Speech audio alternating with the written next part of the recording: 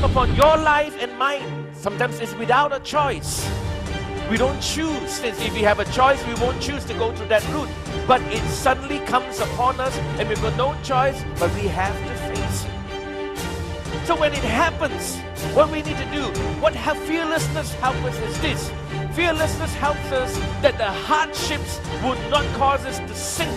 Hardships will not cause us to lose our vision, will not cause us to lose our values. Hardships will not put us down, and then we will surrender our dream and give it up.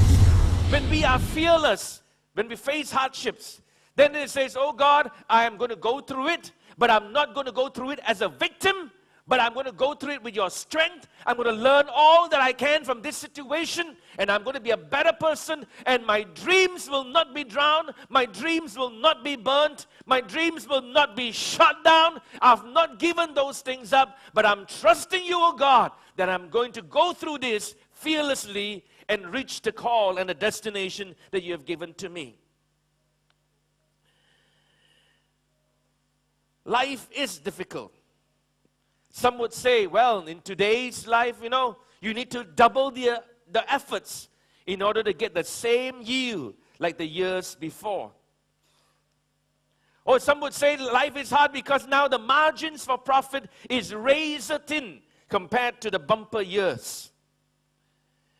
Some would complain, they say, if they have businesses, business is hard because there is constant change of workers. Workers' commitment is from sometimes 1 to 3 months. They come in, they cannot, you train an individual, by 3 to 6 months, they are gone somewhere else.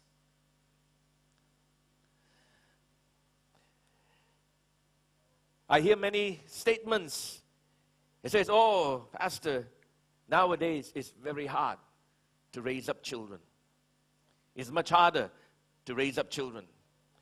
Oh, it's very hard, Pastor, to find a good wife and a good husband.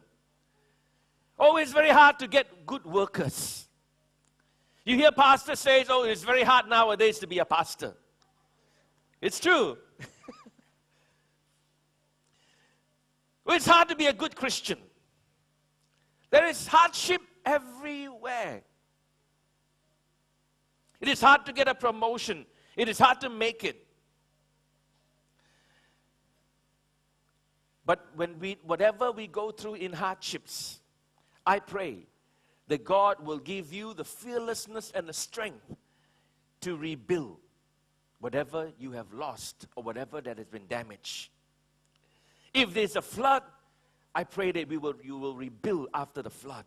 If it is a tragedy that has happened in your life, then you've got to rebuild your life from that tragedy. If it is a failure or a mistake that you have made, then you're going to rebuild your life out of that mistake. If it is a sickness that have afflicted you, you need to rebuild your health and move on. It is important for us to be fearless of hardships. I pray to God that we will not be afraid of threats. I like the story of Samson. You know the story of Samson when he went over to Timnah. When he was there, it says that out of a sudden, a lion came and blocked his path. You know what the Bible says? The Spirit of God came upon Samson and he tore the jaws of the lion with his bare hands. And only that, when he passed the next day, the animal was dead. Some bees went into it and there was nectar. He scooped up from a dead animal and he ate that nectar and he even gave it. And he gave a riddle after that when he went over to when he met up with a group of Philistines. From the eater, something to the eat. Something sweet, right? And he gave them a riddle that nobody could be able to solve. But what was happening was this. When he was met with a lion right in front, the Spirit of God came upon him. He did not run. He faced his enemy. And with the power of God, he tore the lions off with his own bare hands and broke his jaw. And the lion died. I pray to God, may God give us such a spirit at such a time. This is a time that requires for us to stand strong. This is a time that, yes, unprecedented persecution and martyrdom of many Christians that have been killed for the faith. But it is not a time for us to hide, not a time for us to run. But that may God help us. By His grace, He is able to cause us to stand our ground. And it says we will declare your name, and we will be bold, and we will be strong, and we will not give up our dreams. I pray that they will be overcomers. They will rise up. They will move towards the crisis instead of running in from Him. I pray they will be overcomers to solve, to bring solutions rather than there to look for skeletons. That God would help us to remain calm when others are confused. That God would cause us to see a ruby in a rubbish place, than rather see a rubbish within a ruby.